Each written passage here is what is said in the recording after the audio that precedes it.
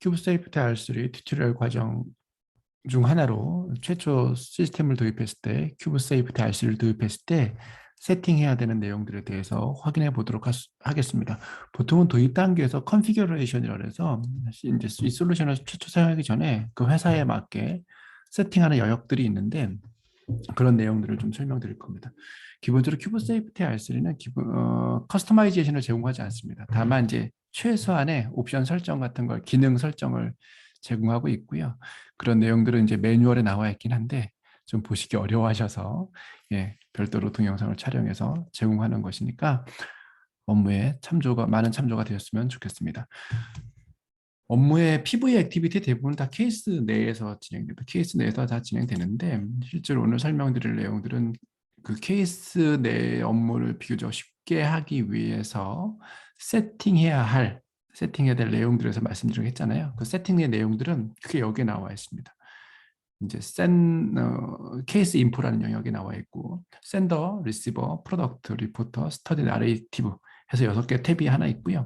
6개 탭이 있고 데이터에서 보면 쭉 메뉴가 있는데 라이브러리라 해서 우리가 자주 익스포트 할 때 무조건 전체 올 데이터를 할 게 아니잖아요. 설정해 놓는 그런 내용들이 여기 포함되어 있습니다. 제가 하나만 좀 더 미리 좀 만들어 놓고 진행해 볼게요. 네, 그 다음에 우리가 이제 어드민 영역에서 이 탭에 대한 내용인데 주로 이제 세팅과 관련된 내용들을 설명드릴 거예요. 이게 각각이 뭘 의미하는지, 이게 뭘 의미하는지 내용들이랑 그리고 실제로 과제에서 어떻게 할 수 있는지 이런 내용들을 포함해서 설명드리도록 하겠습니다. 잠시만요. 네. 먼저 제가 두 개를 조금 왔다 갔다 하면서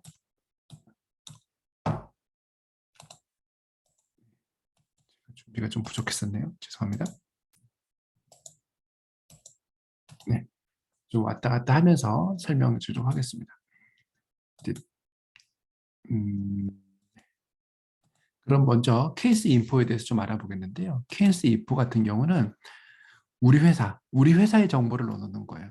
지금 설명드리는 건 다 이제 스폰서를 기준으로 설명드릴 건데, 이제 가끔 CRO에서도 사용하긴 하지만, 기본적으로 스폰서를 기준으로 설명드리면, CRO라 하더라도, 어차피 스폰서랑 거래하시면서 이제 스폰서를 등록하는 거랑 똑같아요. 그러니까 스폰서 타입에서는 샌더를 하나만 등록할 수 있고, 저희가 제공하는 솔루션 중에 CRO 타입은 샌더를 여러 개 등록할 수 있는데, 어쨌든 샌더에 들어오면 그 회사의 종류 무조건 파마스티컬 컴퍼니죠. 저희가 CRS 큐브에서 제공하는 솔루션은 다 파마스티컬 컴퍼니에 제공하는 거기 때문에 그 다음에 오거나이제이션 이름입니다. 그러니까 스폰서 이름을 쓰는 거죠. 그 다음에는 샌더 아이디라는 게 있어요. 지금 큐브 세이프티에서는 5개 식약처 포함해서 5개 레귤레이터리의 게이트웨이가 연결되어 있어요. 이 스테이프트 쓰시면 사용할 수 있는 건데 그 솔루션이 연결되어 있고 여러분이 연결하실 거는 그 레귤레이터리에 여러분의 회사를 등록하시는 거예요. 그러면 그쪽에서 샌더 아이디를 줍니다. 원래는 다 이제 게이트웨이 방식이 좀 복잡한 얘기냐면 AS2인가 A2S인가 제가 정확히 풀도 모르겠는데 그 방식으로 다 통일되어 있는데 한국만 약간 다른 방식으로 되어 있어서 샌더 아이디 외에도 뭐 유저 아이디가 저거죠. 그 뭐죠? 그 유저 아이디가 애니드럭에 있는 로그인 아이디 얘기하는 거예요. 그 애니드럭으로 로그인하는 그 아이디에서 받는 연계 아이디라는 게 또 있어요. 3개가 있어야 게이트웨이로 이 케이스에서 XML로 레귤레이터리에 식약처에 제출할 수 있게 이렇게 구성되어 있습니다.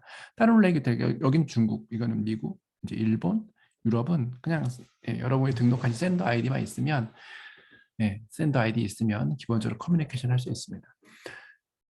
그리고 요거는 이제 시점 3.3에서 나중에 아마 요 다음 동영상을 하면 케이스에 대한 얘기할 건데 시점 3이 샌더에 대한 정보이거든요. 그 정보에 들어갈 그 누구죠? 샌더의 뭐 디파트먼트니 뭐 이런 내용들이 이렇게 포함되어 있습니다. 그 외에 기타 샌더의 정보 넣어 놓으시면 케이스 등록할 때 실제로 케이스에서 특정 케이스에서 그 샌더를 불러올 때 요 샌더 정보를 가져올 때 이 샌더 정보를 해당 내용에서 가져올 수 있게 이렇게 되어 있습니다. 그래서 샌더를 한번 입력해 놓으시면 케이스 인포에서 이렇게 샌더의 정보를 넣어 놓으시면 다양한 형태로 여기서 활용하실 수 있게 이렇게 되어 있습니다. 잠시만요. 이렇게. 네, 이렇게 케이스 정보에서 이렇게 입력되어 있던 케이스 정보, 샌더 정보를 불러올 수 있게 이렇게 되어 있습니다. 하나씩 잠시만요. 하나 불러오면 이렇게 쑥 바뀌죠. 아까 샌더에 입력했던 그런 정보들을 불러올 수 있게 이렇게 되어 있습니다. 네, 제가 이거 왔다 갔다 하는 거는 이제 일부 컴피데이션한 정보가 다른 데 섞여 있어서 여기 컴피데이션하지 않는 정보로 바꿔놓으면서 이렇게 한 거고요. 그 내용은 똑같기 때문에 예, 그럼 다시 제가 익숙한 예, 이게 제 오피셜한 데모 사이트여서 이 내용을 잠깐 보도록 하겠습니다. 근데 리시버는 일반적으로 스폰서가 저기 뭐죠?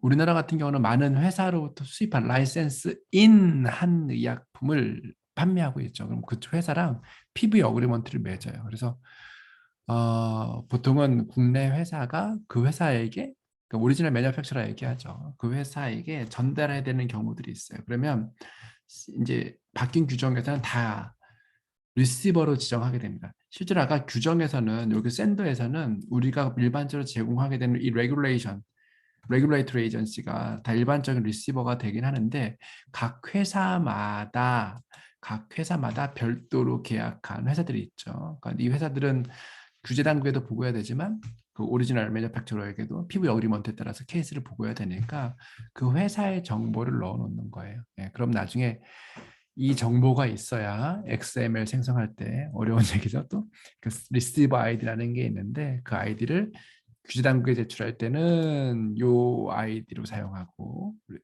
규제 당국에 사용할 때는 예, 여기에 있는 걸 등록하고 여기서 큐브 세이프티에서 지정한 규제 당국 외 예, 모든 받는 곳 대부분 다 거래하는 그 오리지널 매니팩처러를 얘기하는 거예요. 그 곳에는 이렇게 별도로 등록해 주시면 되는데 그 등록 내용은 다 여기 보면 이제 큐브 세이프티에 지정한 그 레귤레터리 말고 다른 레귤레터리 있을 수 있잖아요. 예를 들면 호주 이런 거 있을 수 있잖아요. 그래서 타입은 이렇게 두 개로 나눠서 하시면 되고 근데 대부분 다 오리지널 매니팩처러 그러니까 원제조사에 해당되는 걸로 되고요. 리시버 네임 쓰시고 리시버 아이디가 나중에 실제로 여기서 XML 할 때 그쪽에서 원하는 아이디가 있을 거예요. 그걸 넣어주시면 걔네 그쪽에 보낼 때 이 아이디로 해서 지정돼서 나가게 됩니다. 그에 피부 어그리먼트 맺으셔서 뭐 며칠 만에 그 뭐죠 리포트 듀 같은 거 있을 수 있거든요. 그런 것도 지정해 놓으시면 사용할 수 있게 돼 있고 나중에 이제 케이스 할 때 기능할 때 얘기하겠지만 그 회사에게 메일 보내는 기능이 있어요. 특정 케이스에서 메일 보낼 때 메일을 누구한테 보낼지 이렇게 메일 받을 사람을 지정해 놓으시면 이 기능을 활용하실 수 있습니다. 프로덕트는 큐브 세이프 도입하시면 싹 등록해 놓으셔야 돼요. 근데 프로덕트 이름 같은 경우는 저희가 의도한 거는 이렇게 돼 있어요. 그러니까 어쨌든 이렇게 한 프로덕트가 있으면 임상 시험, 즉 IND 과정부터 시작해서 시판호까지 딱 연결돼 있을 수 있잖아요. 그래서 시판 전에는 즉 IND 과정에서는 요 브랜드 네임이 없겠죠, 그렇죠? 예, 브랜드 네임이 없겠죠. 그러면은 그렇죠. 뭐 이렇게 보통은 뭐 IP001 같은 코드 이름만 있을 테고 여기 만약에 있으면 여기는 예를 들면 시판후 의약품 이름이 있을 수 있겠죠. 이런 식으로 수 있겠죠. 그래서 여러분 하는 게 이렇게 스타디 현재 단계가 IND 단계인 건지 아니면 18호인 건지 둘 중에 하나. 일반적으로 둘 중에 하나죠. 근데 딱 지금 이게 스터디에서 나중에 다행스럽게도 시판까지 가면 이것도 있고 이것도 있겠죠. 근데 딱 도입하는 시점에 시판 제품면 여기만 쓰고 IND 스터디 하는 단계만 요것만 쓰고 하게 됩니다. 근데 이게 수입해서 파는 약이에요. 그럼 아까 여기 리시버에서 입력했던 요구의 내용들을 입력해 주시면 됩니다. 그러면 이 프로덕트가 어느 회사로부터 수입해서 우리가 판매하고 있는 프로덕트인지 이렇게 할 수 있습니다. 그 외 내용들은 여기에 아까 G0에 가면 드럭에 대한 케이스에서 드럭에 대한 내용들이 포함되어 있는데요. 그 드럭에 대한 내용들을 미리 입력해 놓으면 마찬가지로 이 정보를 반복해서 쓰실 수 있어요. 예를 들면 케이스에서 드럭에서 제가 이런 드럭에서 서스펙트 드럭에서 우리 약품을 가져올 수 있잖아요. 이거는 제가 지금 권한이 없어서 또 이렇게 막아놨네요. 잠시만요. 권한 말고 네. 세이브 단계인 이걸 들어가서 이 약을 만약에 제가 다른 의약품 이건 제가 권한이 또 하나밖에 없는데 다른 의약품으로 선택해서 이렇게 하게 되면 드럭키를 선택하게 되면 아까 거기서 케이스 인포에서 입력했던 이 드럭의 정보, 프로덕트의 정보들이 쭉 불러와지게 이렇게 되어 있습니다. 그래서 지금은 전 스터디 때문에 여기 스터디를 등록해서 특정 스터디만 연결해놔서 저렇게 되어 있긴 한데 실제로는 여러분 사용하실 때는 세 개 중에 하나 그 정보가 케이스에 입력할 수 있게 되어 있습니다. 다시 정리하면 얘는 상품명이던 IND 스터디 단계이던 등록할 수 있고 우리가 수입한 약이라면 그 원재 조사를 할 수 있습니다. 연결해서 하게 되면 프로덕트 관리를 할 수 있게 되어 있습니다. 리포터는 케이스에도 다 리포터 정보를 입력할 수 있게 되어 있거든요. 그 리포터 정보를 미리 입력해 놓으면 좋아요. 특히 이제 스터디 같은 경우면 1번 기관에서 A가 10개 있는데 리포터 정보 일일이 입력하면 힘들잖아요. 그래서 미리 등록해 놓으시면 불러오게 할 수 있어요. 나중에 이제 실제로는 다만 보시면 이제 스터디는 다 EDC에 있는 거잖아요. 그래서 EDC는 자동으로 연동하는 경우가 많아서 상대적으로는 자주 쓰진 않나 이게 뭐 이렇게 큐브 CDMS 말고 다른 EDC를 쓰시는 거나 이럴 때는 이런 정보들, 특히 스터디 정보도 마찬가지예요. 이런 정보 다 연동해 놓으시면 됩니다. 스터디는 이제 예를 들면 하나 등록해 놓으면 예를 들면 요거 제가 이렇게 등록해 놓으면 이게 이 스터디가 어느 프로덕트 때문에 하는 스터디인지 이렇게 찍게 돼 있어요. 요거 등록하시고 뭐 기타 이제 IND 스터디 같은 경우는 식약처에 뭐 레지스트레이션 넘버 같은 거 있을 수 있죠. 그 다음에 스터디 네임 같은 걸 쓰고 이런 정보들 쓰시면 됩니다. 그리고 또 하나 중요한 게 큐브 CDMS 쓰고 있어서 싱크 표시를 하게 되면 연동할 수 있어요. 근데 다른 솔루션을 썼거나 아니면 뭐 기타 등등 연동할 과제가 아니면 싱크라고 표시하지 않으시고 하시면 됩니다. 그리고 이제 리포터 같은 경우는 아까 썼던 거 여기에 이렇게 연결시켜 놓을 수 있어요. 그럼 이제 한꺼번에 연동되는 것들 어떤 스터디에서 이 리포트의 정보가 쓰인다 이런 것들을 확인할 수 있게 되어 있습니다. 나레이션 같은 경우는 상세 기능은 여기 뭐 이렇게 매뉴얼에서 보시면 되는데 이런 거예요. 예를 들면 기본적으로 우리 케이스에서 나레이션 쓰게 되어 있어요. 쓰는데 여기서 여기 D.5 이런 건 다 엘리멘트 아이디라고 다 케이스 안에 있는 일종의 변수명 같은 거거든요. 일반적인 나레이션 쓰시고 여기 안에 대괄호 2개 달러하고 그 엘리멘트 아이디를 쓰시면 케이스 안에 그 정보가 여기에 헉 박혀요. 근데 모든 엘리멘트 아이디를 쓸 수 있는 게 아니라 제한된 엘리멘트 아이디를 쓸 수 있는데 그 아이디는 매뉴얼 통해서 확인하시면 돼요. 참고로 말씀드리면 이 케이스 내는 반복적인 데이터가 되게 많아요. 근데 반복적인 데이터는 이런 식으로 표현할 수 없겠다. 성별 한 번밖에 안 나오겠죠, 케이스. 의심약물도 여러 개 있지만 첫 번째 행에 나오는 거, A도 한 케이스에 여러 개 있지만 첫 번째 나오는 거, 이런 식의 몇 가지 제약 사항들이 있으니까 그런 내용들을 보시면 됩니다. 또 나레이션을 이렇게 영어로도 쓰실 수 있게 이렇게 했기 때문에 확인하시면 됩니다. 예. 잘 이해되셨는지 모르겠지만 이 정도까지가 케이스 인포에서 샌드업트 나레이션 가지고 딱 보면 어떤 거겠어요. 예. 다 케이스 내에서 반복적으로 사용되는 것들을 한번 입력해 놓으면 케이스 쓸 때 비교적 수월하게 한 번만 해서 당겨오거나 반복해서 어쨌든 쉽게 쓸 수 있는 그런 내용들로 구성되어 있다. 이렇게 말씀드릴 수 있어요. 그 다음에 이제 임포트 익스포트는 다음에 뭐 이렇게 메뉴를 자세하게 소개할 때 아마 그럴 때 설명드릴 수 있을 것 같은데 참고로 말씀드린 익스포트 우리 계속 익스포트 하고 싶어요. 제일 전형적인 게 되면 A 라인 리스트 같은 거 뭐 계속 하는데 이렇게 하면 전체로 항상 뽑아야 되니까 힘들겠죠. 그렇다고 매번 조건을 저는 남자인 것만 뽑고 싶어요. 남자. 예. 이렇게 해서 남자 이렇게 할 수 있거든요. 근데 하면 헷갈리잖아요. 이 조건은 만약에 실제로 진짜 쓰이는 건 이 조건을 제일 많이 써요. 예를 들면 시점 1.1에 시점 1.2가 크리에이션 타임에서 우리가 일반적으로 말하는 뭐 이니셜 팔로우업을 결정하는 그 날짜들이거든요. 그래서 레인지 써서 요번 분기 예를 들면 2022년 1월 달에 발생한 걸 보고 싶어요. 2022년 01 00시 00분 01초부터 예를 들면 이때부터 20년 1월 그냥 31일까지 31일. 저 같으면 23시 59분 59초 이렇게 쓰는데 어쨌든 이렇게까지 해서 체크를 해보면 제가 올해 하나도 입력을 안 해놨나 보네요. 예를 들면 작년에 발생한 거 이렇게 해서 21년으로 이렇게 해보면 작년에 제가 3개밖에 안 해놨나 보네요. 네.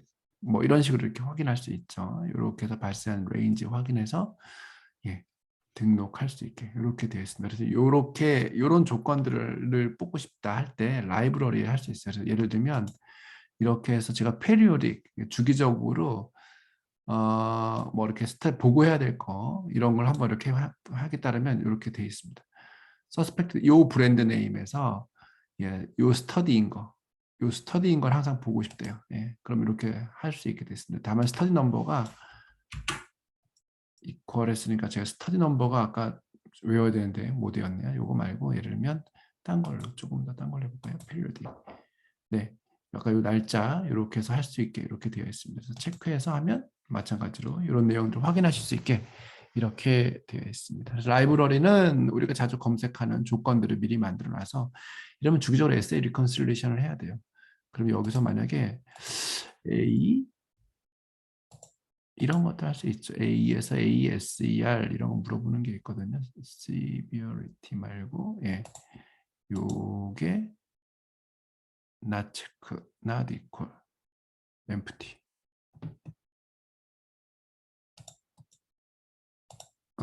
true가 아닌 거니까 not equal true. 이러면 이렇게 하게 되면 SA가 예, 요게 그렇죠. 요게 체크되면은 아무것도 아닌 거는 하나라도 체크된 거 얘기하는 거거든요. 그럼 이렇게 되면은 이제 SA인 것만 이렇게 필터해서 볼 수 있는 이런 조건들을 라이브러리에 만들어 놓으시고 적절하게 이름 네이밍 하셔서 보시면 됩니다. 그래서 저도 이제 예제로 뭐 주기적으로 하는 거, 특정 스터디에서 리컨실레이션 하는 거라든가 아니면 에세이 리컨실레이션 예제를 이렇게 만들어 놓긴 했는데 매번 할 때마다 이렇게 불러와서 특정 스터디에서 뭐 스터디 넣으면 되죠. 요 프로덕트 요 스터디에서 요게 너린 걸 이렇게 하면 더 편하네요. 네. 그렇죠. 창의적으로 하는 게 아니라 이미 구조적으로 되어 있는 것들을 네, 이렇게 하시면 됩니다. 이거는 이제 에세이 카테고리 6개인 것 중에 하나도 체크되지 않은 거 이제 요거 얘기하는 거입니다. 마지막으로는 이제 어드민에서 유저는 유저 등록하시면 돼요. 예, 유저 등록하시면 되고 유저 이렇게 등록하셔서 만약에 이 사람 퇴사하시면 엔드데이트만 넣으면 다음 날부터 등록되지 않고 유저 등록할 때 보면 여기 뭐 프로덕트 이 사람이 특정 프로덕트 케이스만 보고 싶게 하면 프로덕트를 지정하거나 특정 스터디만 하면 이렇게 제한할 수 있는 기능들도 있어요. 보통은 이제 스폰서에서 CRO에 외주를 줄 때 그 CRO에서는 특정 프로덕트 특정 스터디만 하게 하고 싶다 그러면 이렇게 등록해서 관리하실 수도 있어요. 룰은 요 스폰서 어드민은 무조건 디폴트예요. 여러분 편집할 수 없어요. 예. 그래서 그리고 내부에서 무조건 하나 있으셔야 되고 그 다음부터는 이렇게 추가할 수 있어요. CRS 큐브도 디폴트예요. 네. 그러니까 저희한테 헬프를 하고 싶으신 분들은 롤은 만들어져 있으니까 이 롤에 해당되는 권한들을 좀 주시면 돼요.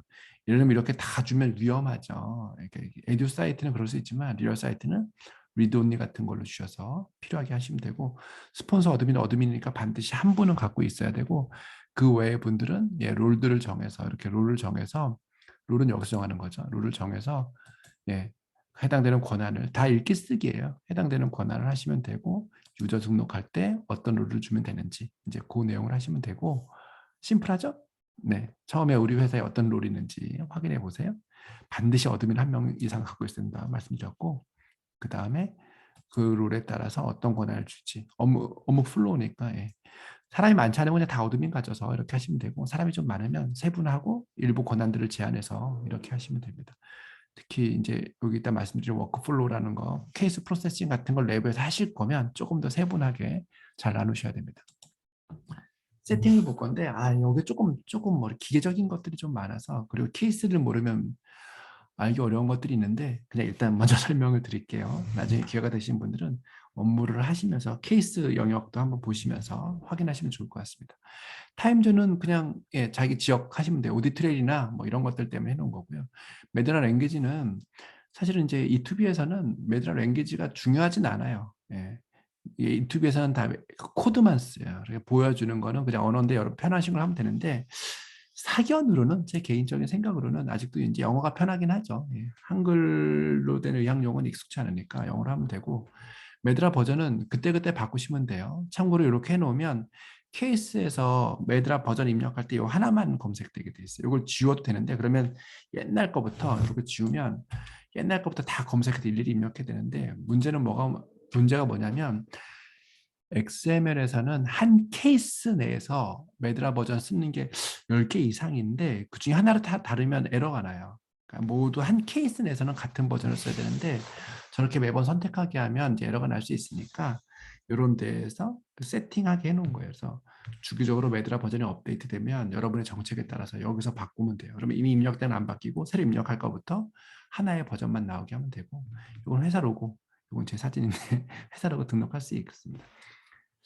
노테이션은 이런 거예요. 우리 여기 케이스에서 이런 것을 이것도 제가 권한이 없는데 자꾸 죄송합니다. 권한이 없는데 들어가지고 쓰기 권한이 없게 이렇게 돼 있네. 이렇게 노테이션 하면 영어로 번역해 주는 게, 로컬 랭귀지를 영어로 번역해 주는 기능이 있고, 요렇게 번역되면 XML 생성되거나 시옴스 생성될 때 노테이션, 저 영어로 번역된 요 영역이 있으면 이게 무조건 우선으로 출력돼요. 시옴스 같은 걸 다운받을 때, 여기서 XML이나 시옴스 같은 걸 할 때 저장하면 그렇게 됩니다. 예를 들면 요거를 시험수를 하게 되면 여기도 이제 뭐 노테이션 요거 같은 기능인 거죠. 디폴트로 찍어서 여기서 나레이션 어디 있죠? 나레이션 리액션 나레이션 여기 있죠. 이렇게 되어 있습니다. 근데 뭐 어떤 경우는 또 저걸 원치 않는 경우에 따라서 저희가 일반 여기서 개별적으로 선택도 할 수 있게 돼 있는데 디폴트로는 노테이션에 찍어서 나오게 하는 거, 이제 이걸 얘기하는 거고요. 유용합니다. 그다음에 그게 XML 여러분 이제 이건 디폴트로 찍어 놓으세요. 찍어 놓으면 되는데 XML은 이제 기계어처럼 돼 있어요. 근데 거기에 주석이라고 녹색 글씨가 써져 있는 게 있는데 그거를 디폴트로 이제 가끔은 그 주석을 싫어하는 사람들이 있어서 뺄 수 있는 기능을 넣은 건데, 여러분들은 문제 없으면 다 특별한 게 없으면 이걸 놓고 하시는 게 나중에 리뷰하실 때 편합니다. 그다음에 샌더 오브 케이스 인포 이렇게 있는데, 아까 우리 샌더에 케이스 인포에 샌더 여기 있었잖아요. 요 샌더 있었잖아요. 요 정보를 임포트 할 때 여기 보면은 이게 임포트 케이스 할 때, 이러면 다른 회사가 뭐 외자사가 우리한테 XML을 줬어요. 그럼 걔네 입장에서는 샌더가 그 회사일 거 아니에요. 외자사라는 회사일 거 아니에요. 그 XML을 임포트 하게 되면 이런 정보에 샌더 정보에 걔네 회사 정보가 들어와요. 그럼 우리가 임포트 하고 나서 죄송해요. 이렇게 임포트 하고 나서 다시 우리 샌더 정보를 다시 입력해 놔야 되는 번거로움이 있을 수 있어요. 그래서 그래서 네. 그래서 여기 샌더 정보에 요걸 체크해 놓으면 걔네 거 임포트 할 때 다른 사람들 거 임포트 할 때 우리 케이스에서는 우리 샌더, 아까 케이스 인포에 있던 그 샌더 정보가 우리 케이스에 자동으로 바뀌게, 그래서 우리가 일일이 별도로 수정해 줄 필요 없이 이렇게 된 거예요. 예를 들면 전형적으로 해외 사례 딱 받으면 그거 보고해야 되거든요. SADR 케이스를 받잖아요. 그러면 우리 회사 걸로 다시 이름 바꿔서 식약처에 보고해야 되는데 일일이 바꿔주려면 힘드니까 이런 편의 기능을 넣은 겁니다. 그 다음에 이제 이거 도입하시는 분들 아마 다 R3, 이게 E2B도 이제 버전이 R2, R3가 있는데 R2 여전히 이제 R2를 쓰는 데가 있어서 현재 입력된 R3를 R2로 컨버트하는 데가 있어요. 예, 예. 그러면 뭐 그런 경우 있고, 반대로 R2를 임포트해야만 되는 경우가 있는데 R2에는 정보가 좀 누락돼 있는 게 있어요. R3가 워낙 규모가 큰 데이터여서. 근데 R3에는 필수 항목인 것들이 있어요. 그럴 때 불러올 때 디폴트 항목으로, 어차피 R2에는 없는 항목이니까 디폴트 하지만 필요한 디폴트 항목으로 이렇게 넣어주는 게 있습니다. 상세 내용은 매뉴얼로 확인하시면 돼요. 이제 그런 옵션이다.